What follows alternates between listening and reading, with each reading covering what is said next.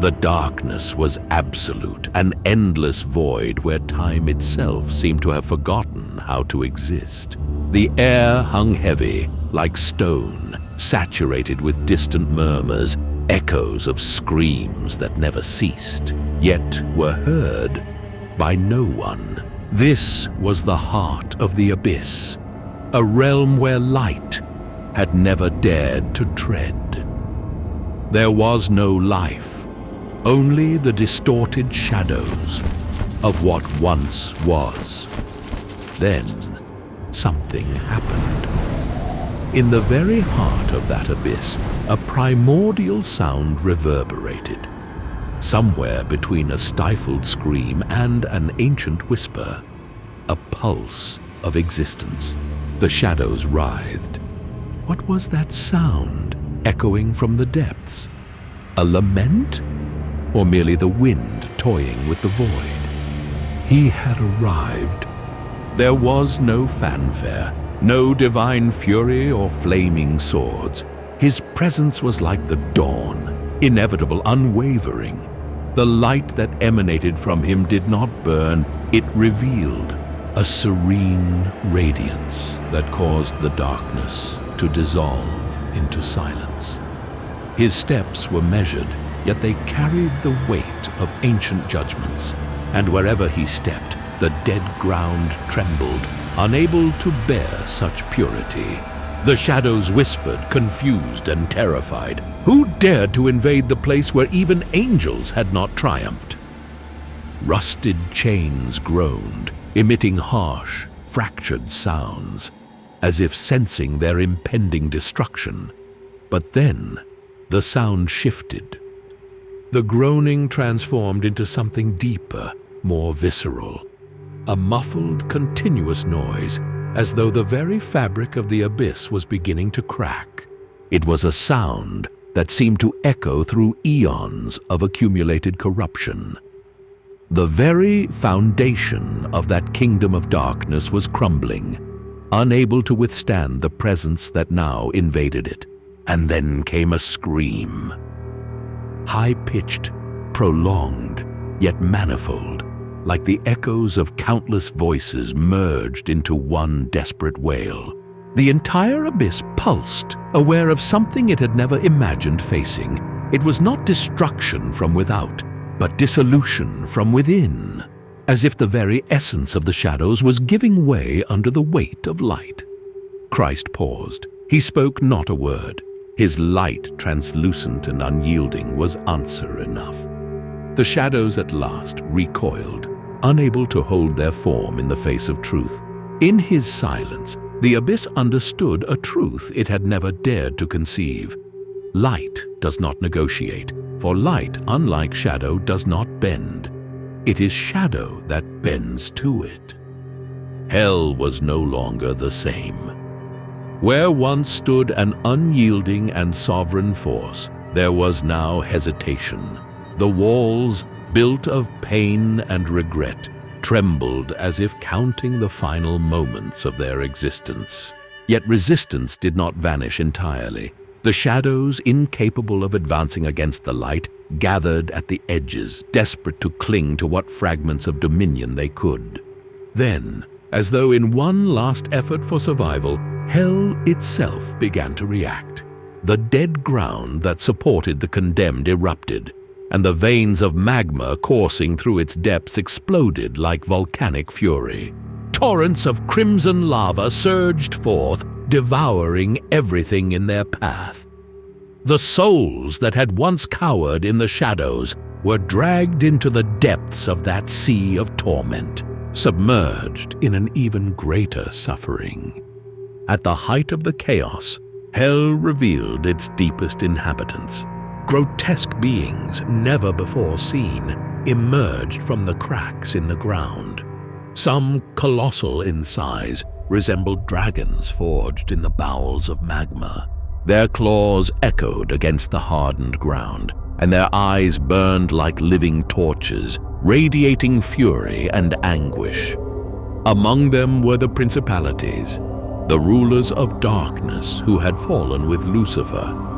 Their wings, though scorched and deformed, still bore traces of their former angelic glory. Proud and fearsome, they soared above the chaos, their blazing eyes surveying all with disdain and authority. Every beat of their wings caused the air to tremble, as though it carried the weight of eons of condemnation. The potestates, or powers, different in form and purpose, dwelled upon the ground. They were colossal figures, wingless, with bodies that seemed to have been molded in fire. Their massive, muscular forms commanded awe, and their eyes, like burning coals, reflected the eternal flame of torment. Their wings, once symbols of angelic splendor, had been consumed by the fire of the abyss, leaving deep scars that told tales of defeat and damnation. Each of them wielded weapons forged from the very essence of the abyss, hammers and blades that reverberated with a dark energy, instruments of devastating power. Near these forces stood demonic figures with twisted horns and bodies covered in a mixture of scales and decayed flesh, rising amidst the flames. These were the entities that maintained the chaotic order of this domain, their roars mingling with the relentless clamor of the abyss. Crawling across the blazing ground were the smaller but no less terrifying demons, deformed creatures with elongated limbs and cracked carapaces that exhaled poisonous vapors. These beings attacked the imprisoned souls as though they sought to feast on their final screams.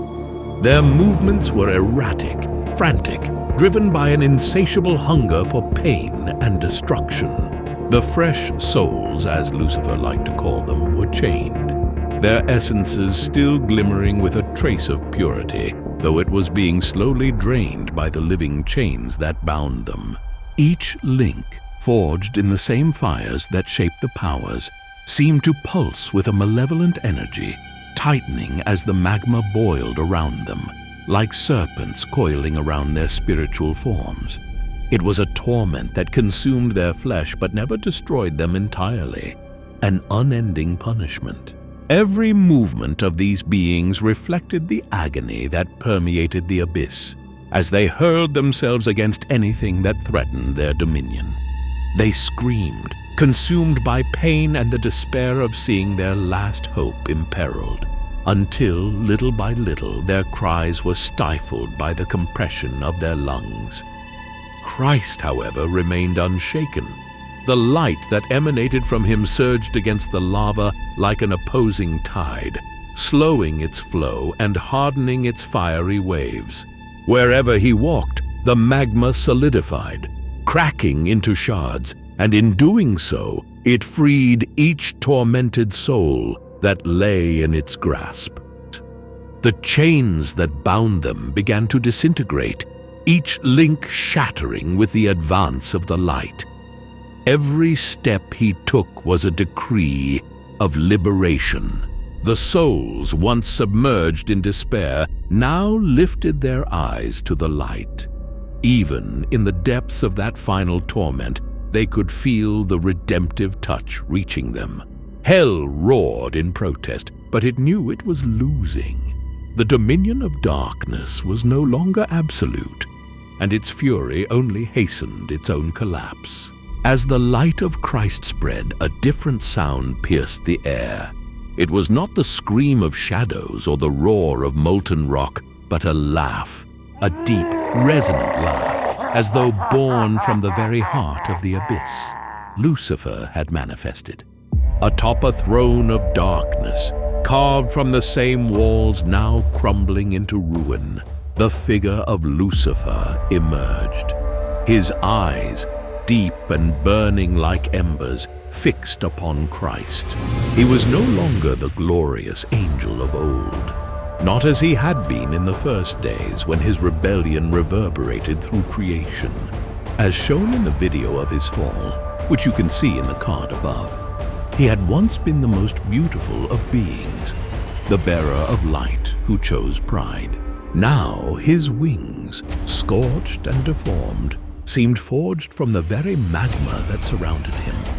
His hair, once golden as the dawn, now hung long and white, like ash scattered by the wind. His beard, equally pale, fell heavily upon his chest, in stark contrast to his smoldering eyes, living embers of an eternal fire. Time had transformed his glory into a monument of ruin. His body, both robust and grotesque, was a blend of colossal strength and visible decay, combined with a face twisted by malice, an iconic figure of the choice that had brought him to this place. He bore the weight of errors consumed by pride and torment, scars etched by the elasticity of time itself, which ripped through hopes and dreams alike.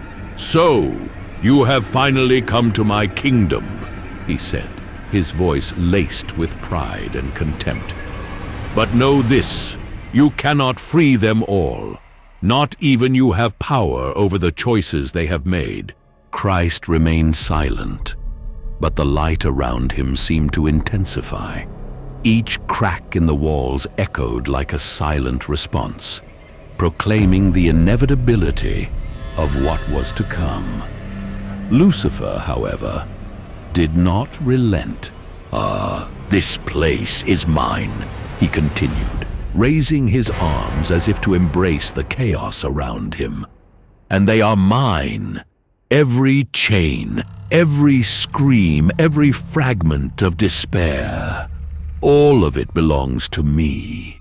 You may bring your light, but you cannot erase what they are." Lucifer descended from his throne, his very presence seeming to drain what little strength remained in hell. He walked toward Christ, arms outstretched. "Do you see these souls? They are a reflection of what you created. Your light abandoned them. Your commandments condemned them. I merely welcomed them as they were." His voice was like a blade, slicing cleanly through the chaos around them. Lucifer leaned slightly forward, his eyes glimmering with something between hatred and amusement. "You hesitate, don't you? You cannot deny it. These souls are here because they chose to be. You claim to bring redemption, but who truly accepts it? How many times have you proclaimed forgiveness only to be ignored?" He smiled, a smile devoid of any compassion, empty and cold. "Here they are mine, and you know it." The abyss seemed to shrink at the sound of his words, as though it acknowledged for a brief moment the weight of his argument.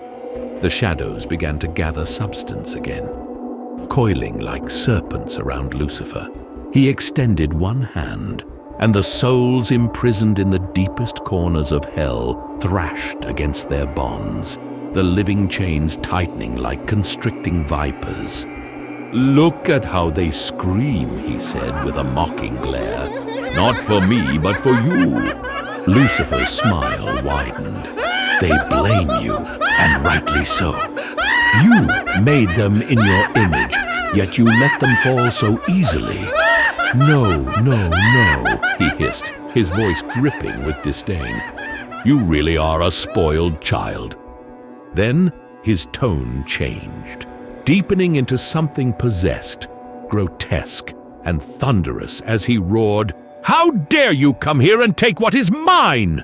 His voice echoed, resonating through the abyss like a monstrous tremor, and the souls began to cry. Christ took another step forward, undeterred, and Lucifer threw both hands into the air as though summoning hell itself to react. The magma began to bubble violently, and the chains that had seemed to shatter moments before now rose like blades, seeking to encircle and pierce the light. Lucifer laughed, but this time his voice oozed with sarcasm, a bitter wound reopened and bleeding spite. "Too, you are not welcome here, wandering light. Your presence disturbs the balance I have forged with your failures. This place is not chaos, it is order. My order.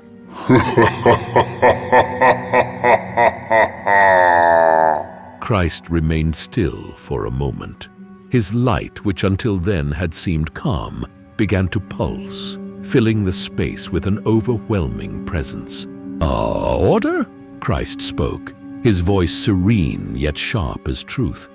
You look upon chaos and call it order because you know nothing beyond yourself. This place, its chains, its screams, all are but a reflection of your own existence. Lucifer stepped back slightly, but kept his smile. Then do it! Show your great victory! Prove that your light can erase all that I am! His voice, once firm, now trembled with something that might have been rage, or perhaps fear. Christ stepped forward, and the light around him erupted like the breaking of dawn. The chains that bound the souls began to crumble into dust. The magma, which had once bubbled with fury, solidified into cold, solid ground. And one by one, the souls began to rise, their faces marked by pain, yet now illuminated by hope. Lucifer watched in silence. His eyes, once filled with scorn, now revealed something different. He murmured to himself, his voice like a distant echo, almost a sob. How? I had them. For so long, they were mine. Christ said nothing more. He turned, and with a simple gesture, the gates of the abyss opened. The souls began to follow him, leaving behind the realm of darkness that had once consumed them. Hell, once filled with screams and shadows, was left empty.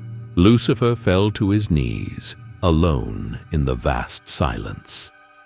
He ran a hand across his face, as though trying to erase something that haunted him. The souls who had rejected the light still surrounded him, bound no longer by chains, but by their own choices.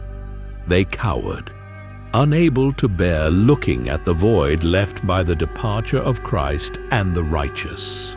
Lucifer lifted his eyes, now devoid of glory, yet still burning with the bitter flame of his rebellion. He laughed, a bitter, lonely laugh that echoed through the abyss like an endless refrain.